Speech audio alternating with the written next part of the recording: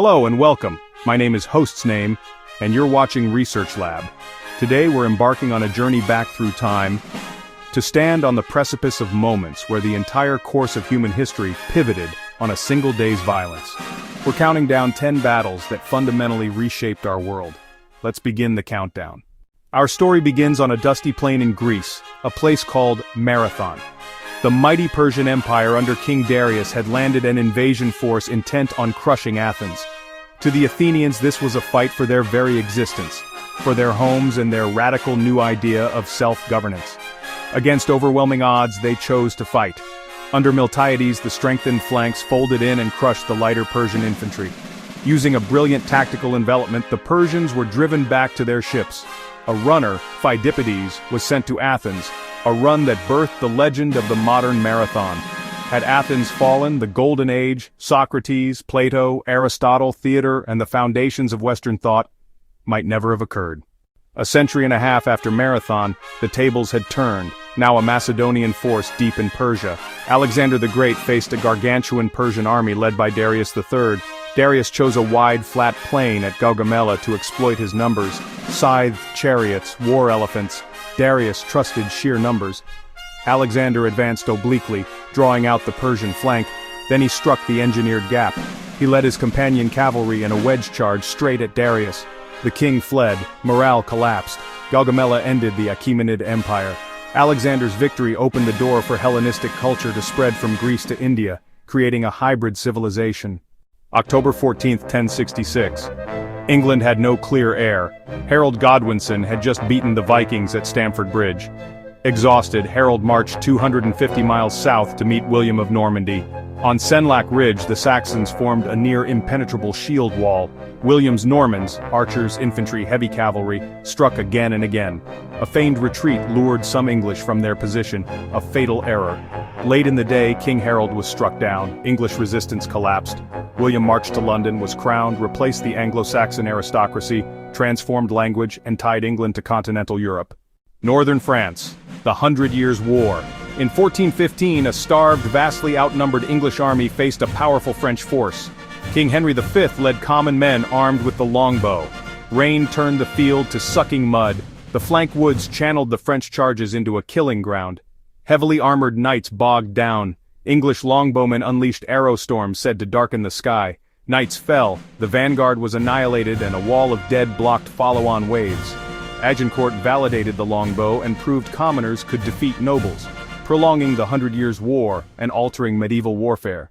By the late 16th century, the Ottoman navy dominated the Mediterranean. Europe feared invasion. Pope Pius V assembled the Holy League, Spain, Venice, the Papal States, under Don John of Austria. In the Gulf of Patras, over 400 galleys and tens of thousands of men clashed in a last great oared naval battle. Cannon, ramming, and brutal boarding actions turned the sea into an inferno. Don John's flagship the Real fought Ali Pasha's Sultana. Ali was killed, and Ottoman morale shattered. Lepanto crushed the Ottoman fleet's aura of invincibility and halted their expansion in the Mediterranean. Across the Atlantic, the American Revolution hung in the balance by 1777. The British planned a three-pronged attack to seize Albany. General John Burgoyne drove south from Canada. His supply lines were stretched, American militia harassed his columns and felled trees to block roads. Burgoyne became isolated. Under Gates, and tactically by Benedict Arnold, American forces struck. Surrounded and forced to surrender, Burgoyne's defeat was a political earthquake. It convinced France to join the war, providing money, troops, and naval power that later trapped Cornwallis at Yorktown. Saratoga turned a colonial rebellion into a world war. After exile to Elba, Napoleon escaped, returned to France, and raised an army for the 100 Days. A coalition, Britain, Prussia, Austria, Russia, gathered to stop him near Waterloo in Belgium. Wellington held a ridge. Hougoumont was attacked and drew in troops all day. Mass infantry assaults and cavalry charges shattered against disciplined British squares. As the center neared collapse, Blucher's Prussians arrived and struck Napoleon's right flank. The Imperial Guard was repulsed. The French army routed. Napoleon's ambitions were ended.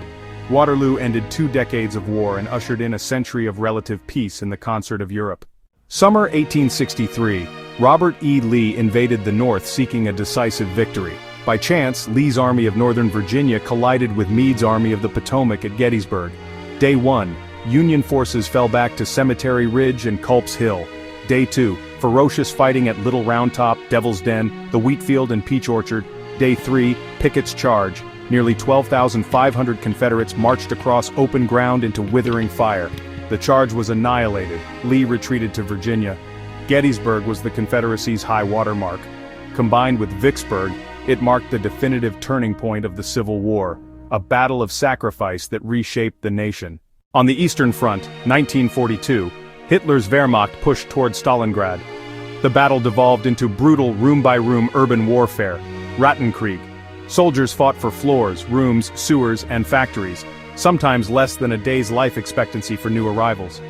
General Vasily Chuikov ordered defenders to hug the Germans so artillery and air power would be ineffective.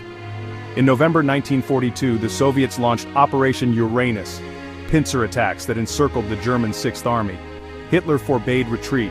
The promised airlift failed. The trapped army starved and froze, surrendering in February 1943.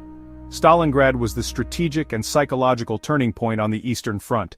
6 months after Pearl Harbor, Japan's navy was ascendant across the Pacific.